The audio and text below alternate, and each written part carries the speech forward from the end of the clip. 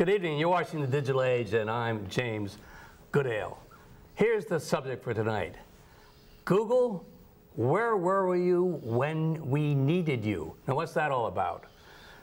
We're going to show tonight that the United States government doesn't really have Google, and the lack of having Google was one of the reasons that we didn't pick up the Christmas bomber when all the facts about the Christmas bomber were going through the system.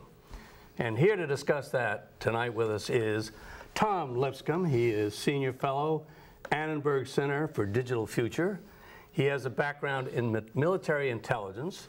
He had a top secret clearance and a lot of experience with cryptology. Tom, thanks for coming by. Let's just think for a moment. There was a lot known about the Christmas bomber. He went to England. He was at a mosque, not at a mosque, but an Islam center. He went to Yemen. Conversations with the TV imam and him were picked up. He was refused a passport in England. They picked up information that that Christmas time was going to be a good time for something bad to happen. A lot of information.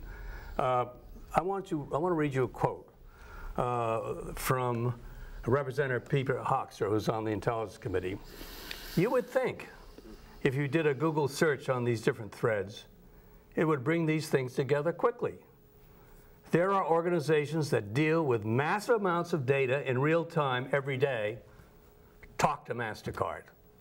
Now, you've been in military intelligence. Is it true that an analyst sits there with two computers, one that's classified and one that's not? Is that possible? Yeah, it's not only true, it's worse than that. It's worse than that.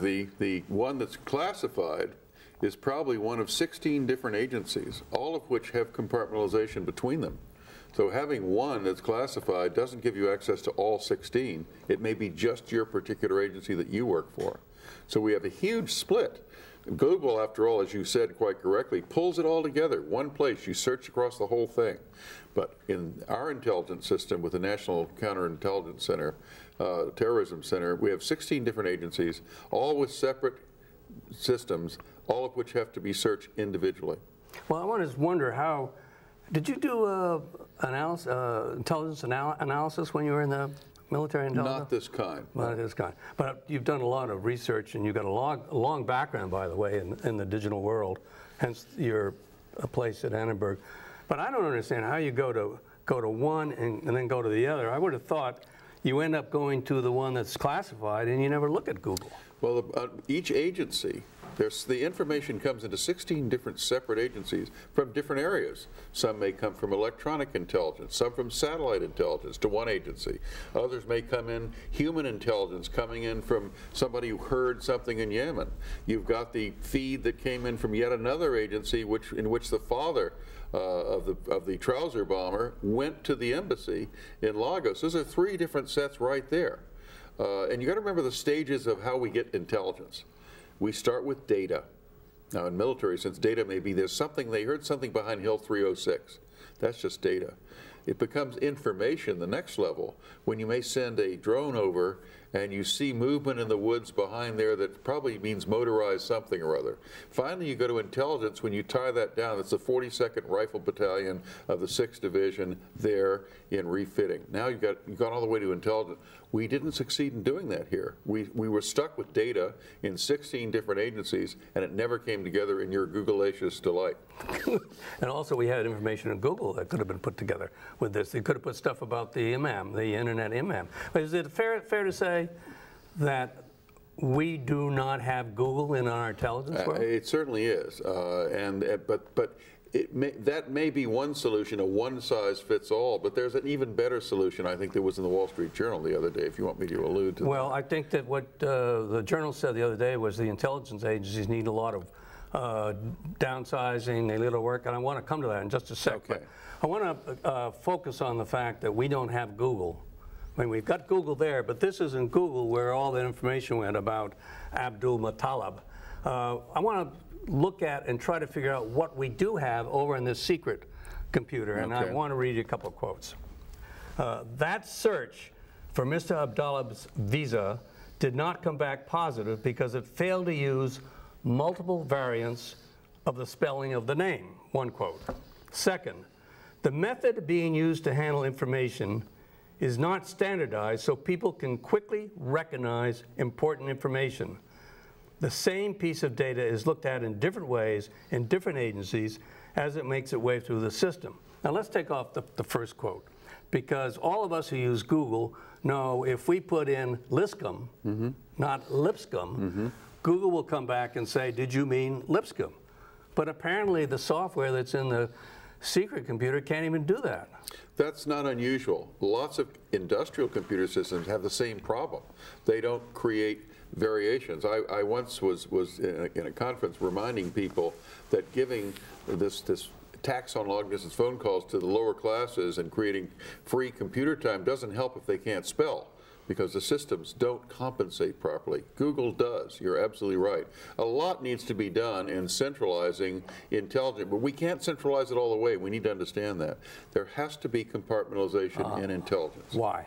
Because you can't have everybody know everything. The same reason when you're dealing in operations that you can't have everyone in a cell knowing who the heads are and who the next leaders are. You've got to keep it compartmental. So if you have a failure of intelligence, you're penetrated, and we've had a lot of those, AIMS, et cetera.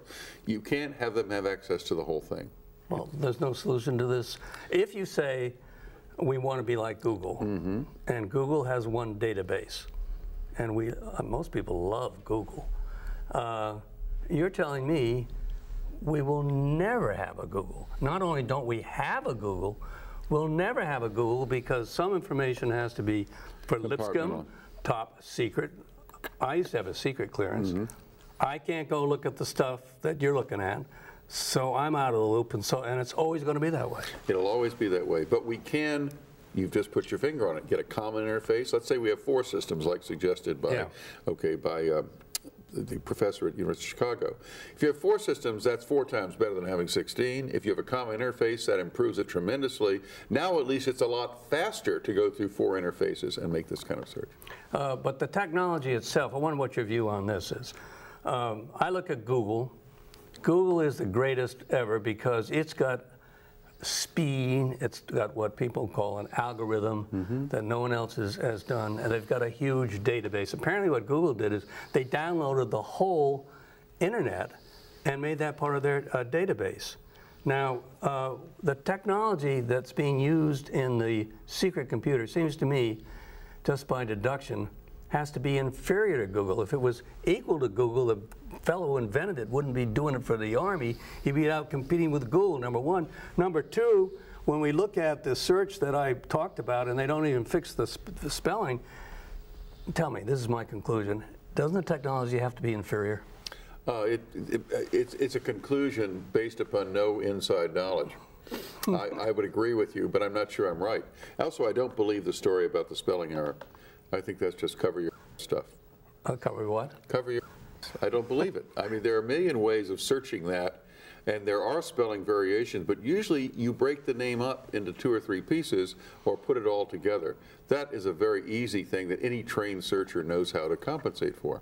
I do it all the time in the library. Let me ask you, if all this information was put together on Google, and they had all this compartmentalization, don't you think it would be pretty easy once you came across it to figure out the connections? You got a wealthy son. That's you've got a imam preacher. You've got attendance at a mosque-like place in England. Don't you think if it had been put together, it'd been pretty easy to figure out what this guy was? Certainly, but I think there's an even worse problem than that. And you're about to tell me, but I want to. We'll get to that in just a second. But I'm trying to sit here figuring out whether we're competitive and what it means.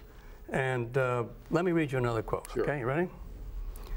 This is from Congressman Eshu, Democrat from California, from Silicon Valley. We have an enemy that is limber, that is entrepreneurial. They have franchises in different parts of the world. They don't deal with lists of 550,000 names. They use the internet. Isn't that frightening? Somewhat. An awful lot of what's wrong with our system is the incapacities, having too many databases, not having a common interface. A lot of things are wrong with it. That's the least of my worries, frankly. Well, we use the internet. We have the other computer. We can use the internet too. Okay, let's go through some of the problems you said about the different databases. Well, basically, if you've got 16 databases, or 18 if you add 2 informal databases, that takes forever. Look at what happened here. The father goes into the embassy in a meeting in November with both intelligence people and foreign service people, okay? He states that he is distressed about his son, that his son was in Yemen, that he told the family basically to go take a hike, he didn't want anything to do with him anymore, and he's worried about his son, all right? What does that mean? Before we go into this whole maze of 16 different databases, we've got a billionaire Nigerian banker, well known throughout the world, who's been in the government of Nigeria, who is, by the way, did you know he was married many times? He has a number of wives. Oh, he's a number of wives, I know that. He has a number of wives. Do you know how many children? He's 18. That's right. And the 16th child is Abdullah, okay? So Abdul Muttalib is the 16th child of the least preferential wife. He is way down the totem pole. One of the first things you do in intelligence is you look at the nature of who brought you the information. Now this guy, it doesn't do him his pride as a Nigerian. He doesn't enjoy going into the embassy here. He doesn't enjoy talking about this idiot younger son who he doesn't think highly of. He's way down the totem pole. And he's got to come in his eyes, disgrace himself by making this disclosure. By the way, the mother of the trouser bomber was a Yemeni. No one's mentioned that. Oh, really? I didn't know that. Okay. So just take the initial deal. Looks to me like we started out by disregarding. The reason we have embassies is so we have local area experts on site who know about Nigerians, know about polygamous families, know what the pecking order is. This should have been a huge red flag, not just a little thing you enter on a piece of paper. It was mishandled at the embassy at the very beginning, right there. The misclassification of it within the 16 databases began by very sloppy, poor work at the embassy. Well, the embassy, we'll take that as a given point. Yeah. We have intelligence agencies to pick up information that embassies give them, right? If you classify it properly. Well, this was classified by the embassy as low intensity, nothing really here worth jerking the visa on. But why doesn't that go? Why doesn't that go into the computer? It goes in the computer base. It did. Why didn't someone pick it up? But what is to pick up? The embassy they just bucked it to the Justice Department. They didn't do anything. They didn't ask for a review of the visa. They sent it to the Justice Department. Here, guys, here's a name, not very important, or we'd ask you to do something with it. The Justice Department picked it up, put him on the 450 tides list, 450,000 tides list. That was the net effect of what I just described to you happened at the embassy, and what the State Department and intelligence people did. They garbage in, garbage out. It started with garbage. Okay, but it goes to the Justice Department computer, right? Yep. So, and that's not.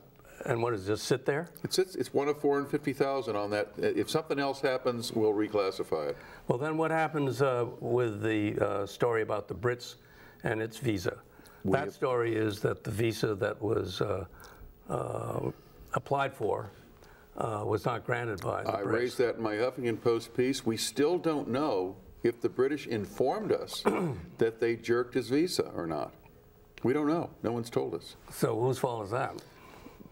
That no one's told us, or that they jerked his visa? Well, I think that there's an issue here not only about the U.S. intelligence system and its connection, but why isn't it connected to the U.K. system? Well, it usually is, and this gets back to the question of who is the little man who isn't there in this entire story we're talking about? Hillary. Oh, Hillary. Excuse me. The State Department screwed up this entire visa matter, and they do have quite a history of doing it under Republicans and Democrats alike. Okay, they misclassified the lead that went the garbage in, garbage out thing, and if anybody's responsible for coordinating back and forth between the British and American embassies on visas, et cetera, it's certainly our State Department. So I don't know the answer to that question. And no one else does either, and I think that's a shame. Let's think about what can be done about this. We start, first of all, with your point that you can never put the database our secret database together, okay? Does that mean you're going to sit there with 16 different databases? Do you have a solution to that problem? Well, I don't, but I think Posner did, our University of Chicago judge. He suggested that we take the British system, where you have all the domestic intelligence in one agency, the international intelligence in another agency, the electronic intelligence, and you know, take 4 different classifications and set up 4 databases, only 4, not 16. That's it. As I said, 400% improvement right there. Do you think that would work? Oh, it's like a charm.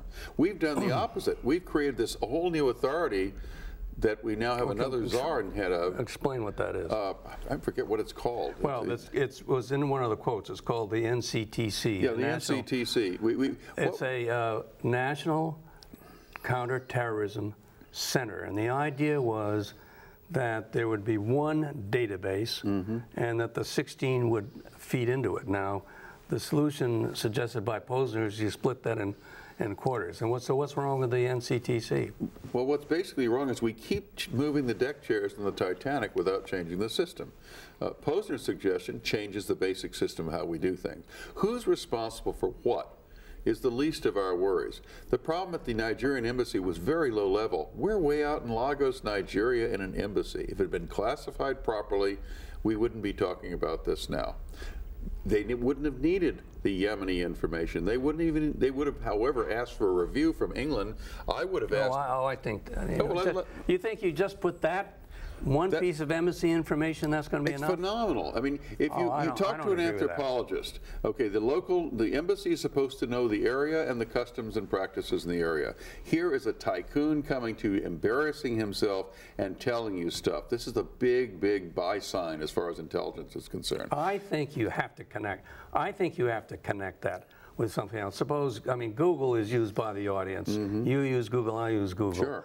And that item appears under this gentleman's name, Abdul Muttalib. Yep.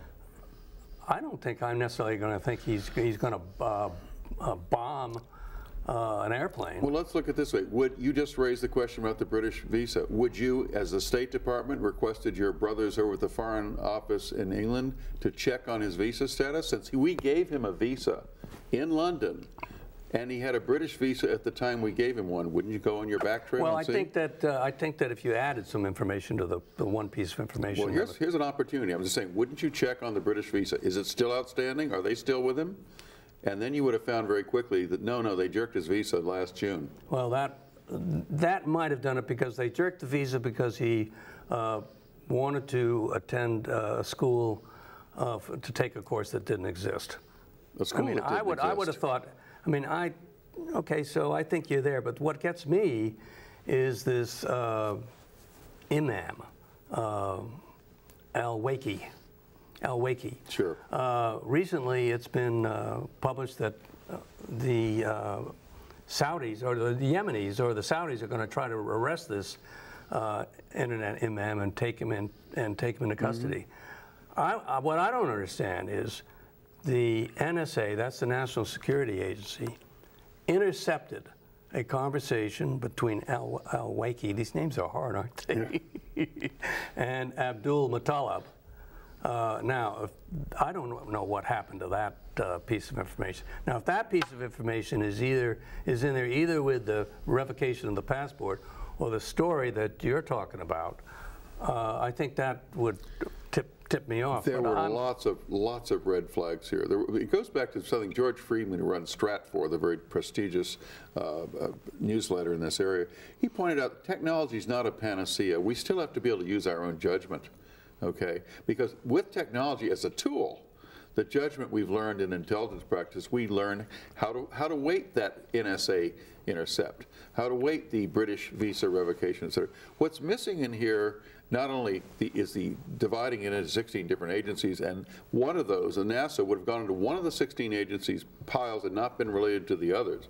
But if we don't classify it properly up front, it's very hard to come back later, and you can add it because it's on the 450,000 tied list. 450,000. It's going to. Well, that's ridiculous. Well, there you go. I mean, I don't know. Why would they? That was the lowest level of concern that could have been expressed, and basically state just simply punted the ball over to justice and said, here, this is something odd that happened last Thursday. What do you think? And they said, we don't think much of anything because you didn't tell us much about it. We'll put it on the Tide list of 450,000. If something else develops, we'll add it to it. Look, we went through a period after 9/11. We had a 9/11 commission. The commission came in and said, for the very same reasons that we're talking about today, the databases aren't connected.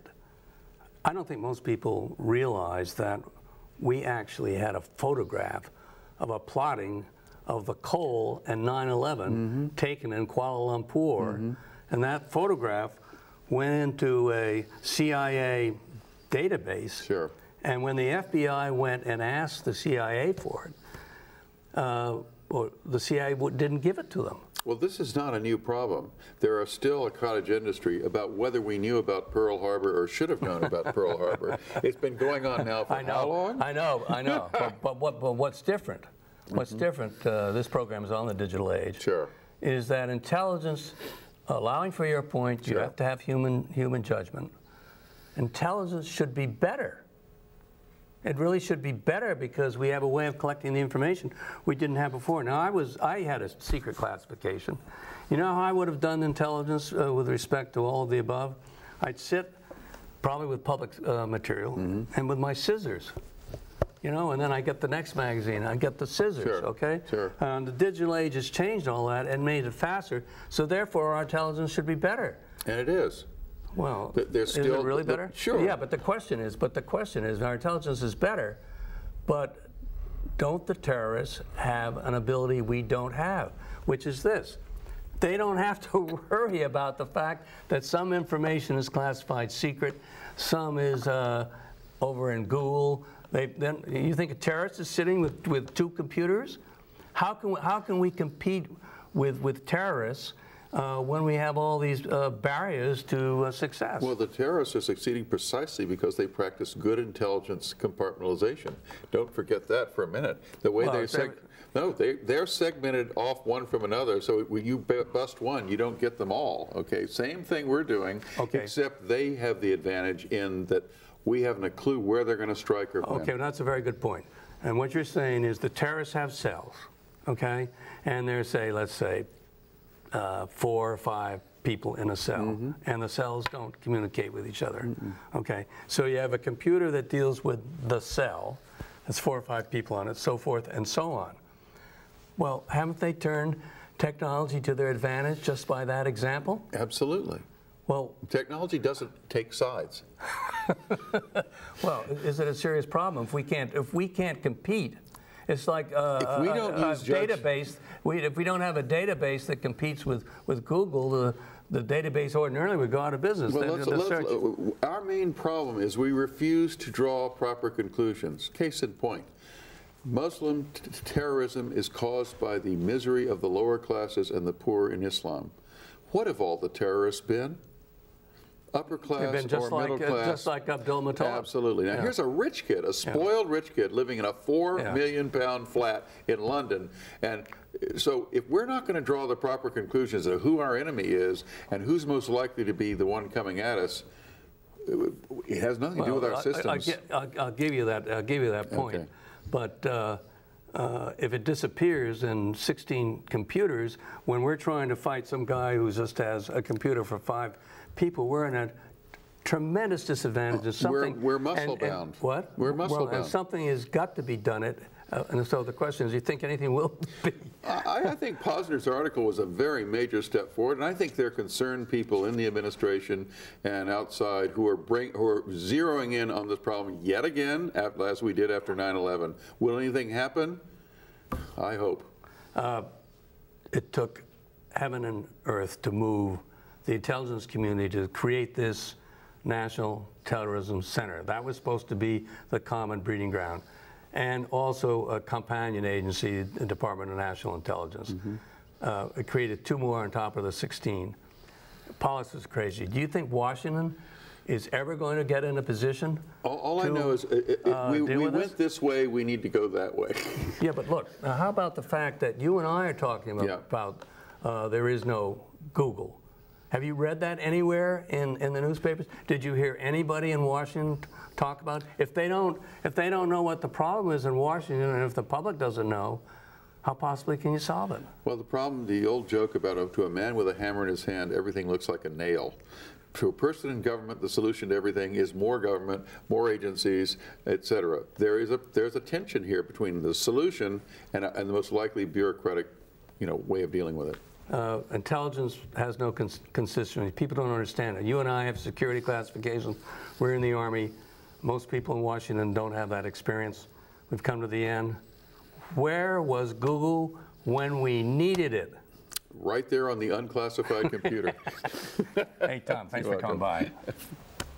And thank you for coming by. And come by next week and learn more about the digital age. For the digital age, I'm James Goodale. Good night, and have a good week.